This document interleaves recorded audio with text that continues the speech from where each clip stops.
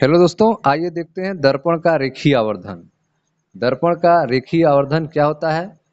पिछले वीडियो में हमने दर्पण का सूत्र पढ़ा था। दर्पण का सूत्र में आपने पढ़ा था 1/v प्लस 1/u बराबर 1/f। यह सूत्र चाहे अवतल दर्पण हो चाहे उत्तल दर्पण हो, दोनों के लिए लागू होता है। ठीक है, यह बताया गया था। अब हम लोग देखते हैं दर्पण का रेखीय आवर्धन के बारे में। दर्पण का रेखीय आवर्धन को स्मॉल m से लिखते हैं। क्या होता है? प्रतिबिंब की लंबाई और वस्तु की लंबाई के अनुपात को रेखीय आवर्धन कहते हैं। प्रतिबिंब की लंबाई तथा वस्तु के लंबाई के अनुपात को दर्पण का रेखीय आवर्धन कहते हैं। यह हमारा एक वस्तु है ओ डैश, वस्तु है ओ डैश। अब इससे प्रकाश की किरणें चल रही हैं। दो प्रकाश की किरणें हैं, एक है ओ डैश ए और एक है प्रकाश की किरण O dash B. O dash A जो प्रकाश किरण है वह बिंदु ए से टकरा रही है और फोकस एफ से होकर गुजर जा रही है। ठीक। और जो प्रकाश किरण ओ डैश बी है वह वक्रता केंद्र सी से होकर गुजर रही है और टकरा के वापस लौट आ रही है।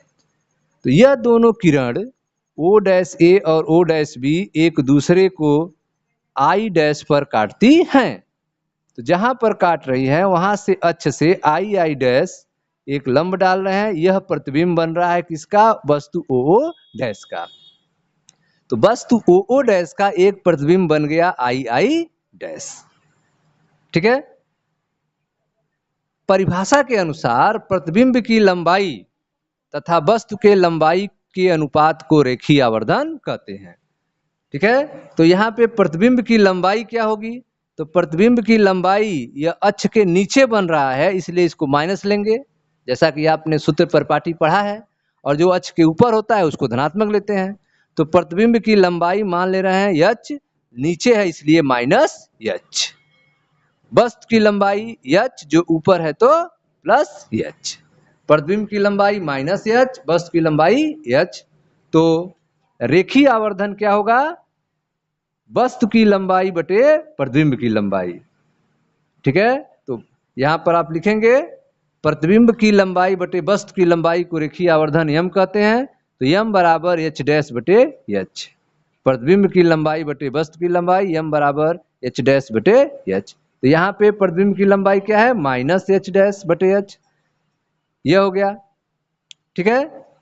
अब यहाँ पे ध्यान दें, माइनस एच डैश बटे एच बराबर हो गया आपका, माइनस माइनस कैंसिल हो जाएगा, माइनस माइनस ऊपर नीचे है तो कैंसिल हो गया, तो v बाई यू। ठीक है। यह v बाई यू क्यों रखे हैं? क्योंकि जब हम ध्रुव P से दूरी लेते हैं तो प्रतिबिंब की दूरी पी आई यह होगी आपकी माइनस v और वस्तु की दूरी पी ओ यह होगी माइनस यू। ठीक है। तो यह दूरी हो गया आपका माइनस v बटे माइनस यू और यह हो गया आपका माइनस एच बटे एच। यह लंबाई हो गई, यह दूरी हो गई, माइनस माइनस कैंसिल हो गया, तो यह हो गया v बाई यू और यह माइनस एच बटे एच डैश बटे एच। ठीक। अब यह माइनस को हम इधर भेज दें, यह हो जाएगा एच डैश बटे एच बराबर minus v by you. H dash बटे एच बराबर माइनस v बाई यू।